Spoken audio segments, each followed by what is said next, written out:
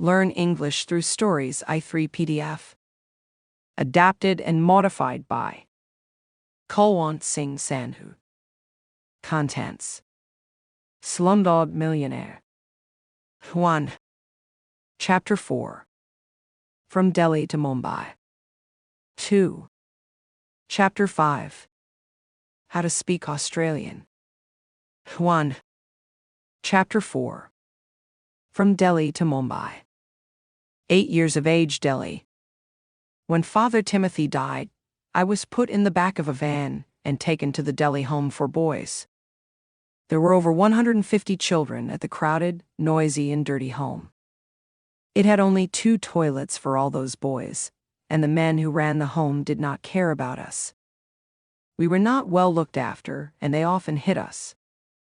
I quickly realized that my life with Father Timothy had been very different to that of many of the boys there. Some came from the slums of Delhi. Some had awful scars where their parents or other relations had hurt them. Others had been so hungry that they had had to live on stolen food. It was here that I first heard the word slumdog, and it was not long before it was used to describe me. One day, a new boy arrived at the home. His clothes were damaged and dirty, and he looked terrified. His name was Salim Ilyasi. He was 7 years old, and he was from a small village in Bihar. The people there were mostly Hindu, he told me, but his family were Muslim. A week earlier, someone had damaged a statue of the Hindu god Hanuman in the village. An angry crowd said that Muslims had done it. The group came to Salim's small family hut while Salim was outside playing. While he watched, he saw the Hindu group burn down the hut with his mother, father, and young brother still inside it. He heard their screams as they burned to death. Salim ran to the station and jumped on the first train he saw, which brought him to Delhi. He spent several days wandering the streets of the city, hungry and in shock. Then he was found and brought to the Home for Boys. He hated and feared all Hindus, he said, because of what had happened. So, when he asked my name, I told him it was Muhammad. Salim and I both really loved watching films. In fact, Salim had already decided that he was going to be a famous actor when he grew up. I liked him, and we soon became very good friends. He even gave me the lucky 1 rupee coin that someone had given him when he was on the streets of Delhi. One day, a strange man came to visit from Mumbai. People said that he was very rich and had no children of his own. Some said he sometimes came to adopt 1 or 2 children to take them to his wonderful home in Mumbai. Others said that he owned a school in Mumbai and that he used to take children there to educate them. Salim was more excited than I had ever seen before. He saw this as his chance to get to Mumbai, the place where many Indian films were made and where actors became stars. We were all standing in rows when M.R. Pillai arrived. He was not what I expected. He had a thick black mustache and looked a bit unfriendly. There was a long, thick gold chain around his neck, and his fingers were covered in big gold rings. Next to him were 2 big, rough-looking men, who I later learned were called Mustafa and Punis. M.R. Pillai walked slowly around the room, carefully looking at each boy. When he came to Salim, who was quite good-looking, he stopped. "Who is this boy? When did he arrive?" he asked Ahmad Gupta, one of the managers of the boys' home. "This is Salim Ilyasi, and he's been here for about 11 months. He's 8 years old, and he doesn't have any family." Ahmad Pillai nodded. "He's just the type of boy I'm looking for." "What about him too?" said Gupta, pointing at me. "Those 2 boys are always together." "No, I only need 1 boy, and he's too old," said M.R. Pillai. "But he's only 10, his name is Thomas, and he speaks perfect English. It's both of them, or neither of them. Buy 1, get 1 free." M.R. Pillai looked angry, but stayed silent. Finally he said, "All right, I'll take them." 2 days later, we arrived at Pillai's house in Mumbai. It was not the beautiful, expensive home we were expecting. It was big, but it was old and looked rough. We were taken to a small room with 2 beds in it. Later that evening, Amar Pillai came to see us. Salim immediately said how excited he was to be in Mumbai, and how he wanted to become a famous film star. Pillai smiled and said, "Well, I'd better find a top music teacher who can give you lessons." I had never seen Salim look happier. That night we went to a building behind the house for dinner. We were told to sit at a table with Mustafa and Punus, and then all the children started to come into the room and sit at other tables. I was shocked. They were all disabled. I saw boys with no eyes, feeling their way forward with the help of sticks. Others had only one leg, while some had no hands, and a few had damaged faces. Mustafa and Punus tried to keep us away from the other children, but despite this we got to know a few of them. We were shocked at what the disabled boys told us. "This isn't a school," said 13-year-old Ashok, who only had one arm.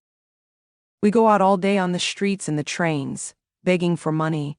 Some of us steal money from people, too. We have to give it all to Pillai so we can stay here and get food." Another boy told us that the children were often punished for not earning enough money. But I noticed that Radhi, an 11-year-old with a leg missing, was never punished. "It's a secret," said Ray quietly, when we asked him about it. "There's a woman who is an actor living in Juhu Vilparl. If I don't get enough money, I go to her and she gives me some." "What's her name?" Salim asked. "Nilima Kumari. I think she used to be really famous, but she's getting a bit old now. She's looking for a servant. If I didn't have a leg missing, I would definitely run away and work for her."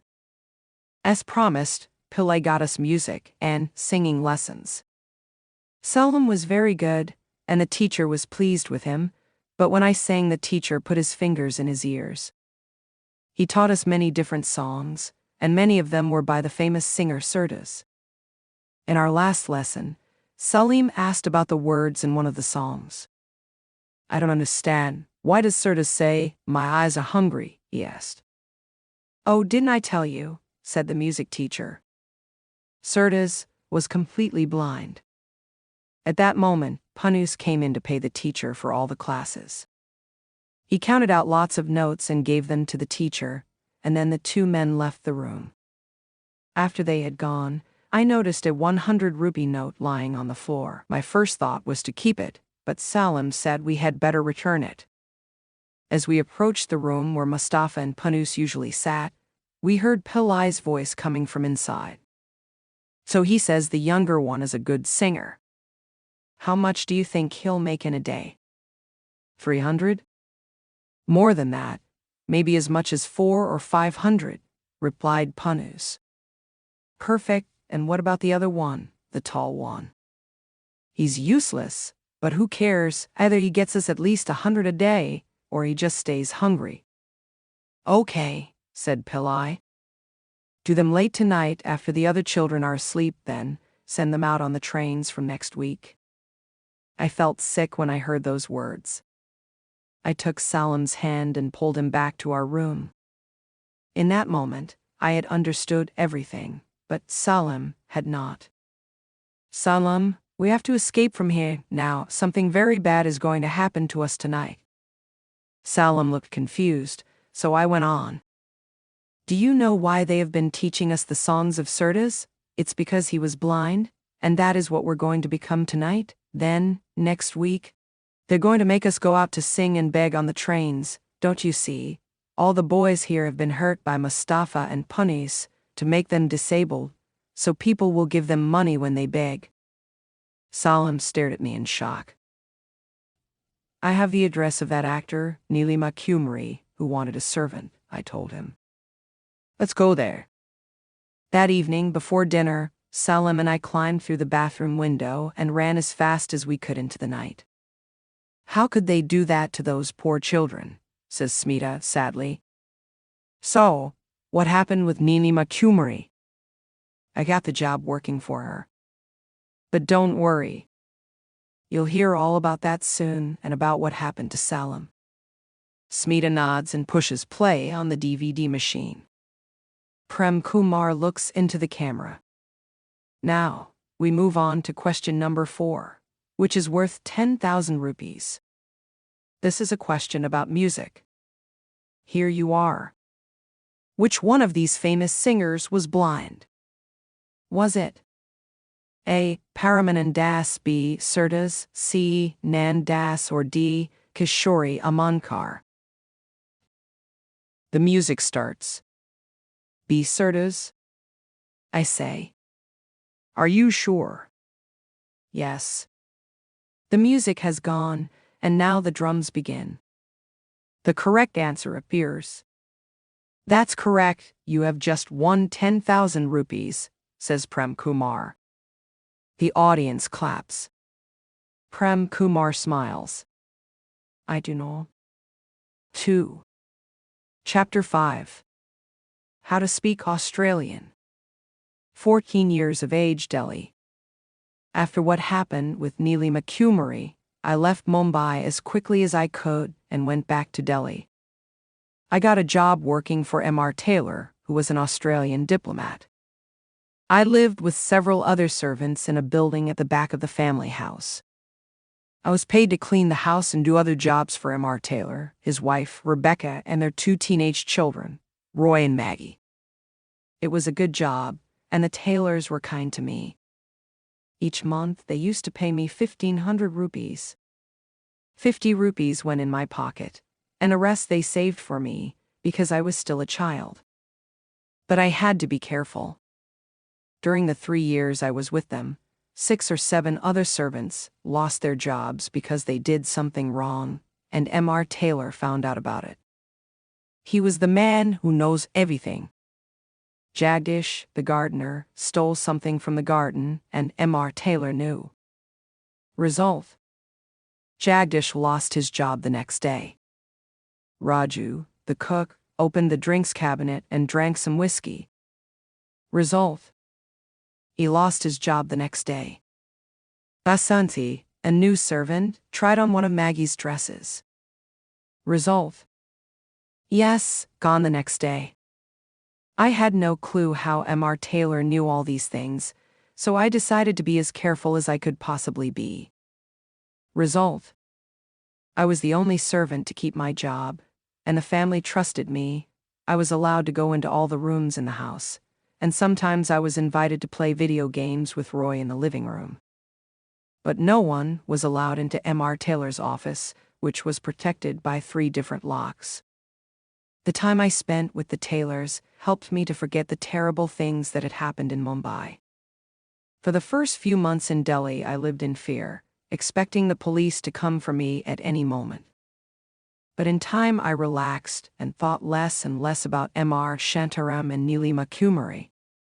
I learned a lot while I was living with the Taylors. How to measure whiskey and mixed drinks, how to cook on an open grill, and how to understand Australian English. I practiced speaking like Roy, making all the A sounds in each word as long as I could. G-Day, mate, see you at 8 at India Gate. However, my new life did not carry on like that forever. One day, Jai, the new cook, said, I'm not going to stay here and cook forever. I want to open up a business, a garage, but it will cost money. How much money do you think this stupid family have in the house? It's probably all in that locked office. I said nothing. I hoped he was not planning to rob the Taylors. At around that time, M.R. Taylor started going out for a walk early every morning. I thought that was strange because M.R. Taylor did not like exercising. One day, I followed him. He walked to a park a little distance from the house, and then he disappeared into some bushes. I moved closer and heard him talking to an Indian man. I've told you, M.R. Taylor said. Be very careful, always confuse them to lose them. What it means is that you must never go straight to where you want to go. Instead, change roads, change cars, go into one shop, then come out of another, do every thing you can to confuse anyone who is following you. Okay, I'm sorry, I'll remember that, said the man. But I have some good news. I can now get the information you wanted. Meet me on Friday evening at 8 in the car park behind Balsones. Mr. Taylor agreed, and then the meeting ended. I was starting to see another side to Mr. Taylor. A few months later, the news came that Mr. Taylor's mother had died in Adelaide. The family got ready to travel to Australia for the funeral. Before they left, Mr. Taylor locked the house up and told the servants not to enter it. It did not take Jai long to act. On the very first night the family was away, he broke into the house. I was woken up by him screaming and shouting, and I found him inside Mr. Taylor's office. 6 months I've been waiting to get in here, and there's nothing. They live like kings, and yet there's only a big TV and 2 or 3 necklaces, he shouted angrily. He then said he was leaving, and told me not to tell the police, or he would break every bone in my body. After Jai had gone, I looked around inside the office. It was full of strange-looking machines, very small cameras, and pieces of paper with strange numbers and letters on them. One piece of paper had the words "Top Secret" on it. There were also 2 books, Spying for Beginners and How to Be an Excellent Spy. On the walls were small TV screens, and they were showing images of different rooms in the house and of places I did not recognize. On one screen I could see my bedroom. The bed covers were thrown back, just as I had left them 20 minutes earlier. Now, I understood. The clues were all here. Mr. Taylor had watched every person in the house, and probably people in other places too. He was a spy. I had earned over 43,000 rupees since I had been with the Taylors, but I did not yet have that money in my own hands. I knew I had to be clever. I telephoned Mr. Taylor in Australia. I'm so sorry, sir, but Jai's just robbed your house. He has taken the television and some other things. And he also broke into your office. What? Mr. Taylor sounded very shocked. Listen, close and lock my office immediately. You don't have to go in the room, just lock it up. It's very important that you don't call the police or let anyone go in there. I'll be back tomorrow. Mr. Taylor returned home the next day without having been to his mother's funeral. He went straight to check the office. Thank God, nothing has been taken from the room. Well done, Thomas. I knew I could trust you. 6 months later, things were much the same as they had been before. Then one day, I picked up the phone to call a taxi for Maggie, but the phone line was already in use. Mr. Taylor was speaking, and then I heard another man answer him. Yes, said the other man. I've got what you asked for. This is it. The big one. Meet me tomorrow Thursday at 8 p.m. at the Quality Ice Cream Shop near India Gate. I put the phone down as quietly as I could. Then, I sat and thought long and hard. Late the next night, a police car came to the house with its red lights on, and a police inspector got out with Mr. Taylor. Minutes later, the Australian ambassador arrived. I recognized him from parties that the Taylors had had at the house. What's going on? Asked the ambassador. Why has Mr. Taylor been told that he is persona non grata and asked to leave the country within 48 hours? Well, sir, we caught Mr. Taylor in the act of taking top-secret information from a man by the name of Jeevan Kumar. Kumar works high up in the offices of the government, said the police inspector. Mr. Taylor was as white as a sheet and said nothing. Well, I'm very shocked, said the ambassador.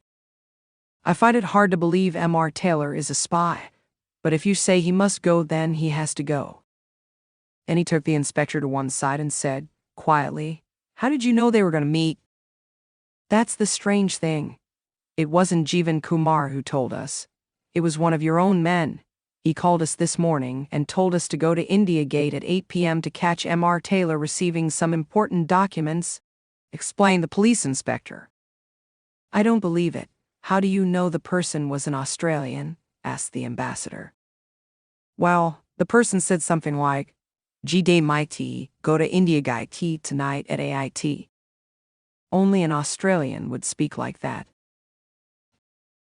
The next day, Mr. Taylor paid me all the money he owed me for all the work I had done in those 3 years. Then, he said goodbye to his family and left Delhi. I left Delhi that day, too, with 52,000 rupees in beautiful, clean banknotes that all belonged to me. I thanked the Taylor family and set off to see Salim in Mumbai. Smita glances at her watch. It is 1:30 a.m. Are you sure you want to go on? I ask. Yes, I have to understand everything by tomorrow to help you. She pushes the plate button. Prem Kumar is smiling. So, question number 5 for 50,000 rupees. Remember that you could still call a friend or do half and half. What is the phrase a government uses to describe a foreign diplomat who has not done their job correctly and must leave the country? Is it A. Habeas corpus, B. Caveat emptor, C. Tabula rasa, or D. Persona non grata? I do not wait for the drums to start. D. I say. Excuse me, is that a guess? No, I know the answer. Prem Kumar looks shocked. I turn to the screen and watch as the correct answer appears and the audience starts clapping. That's correct, you have just won 50,000 rupees, says Prem Kumar. Well, I must say, Mr. Thomas, tonight you really seem to be the man who knows everything.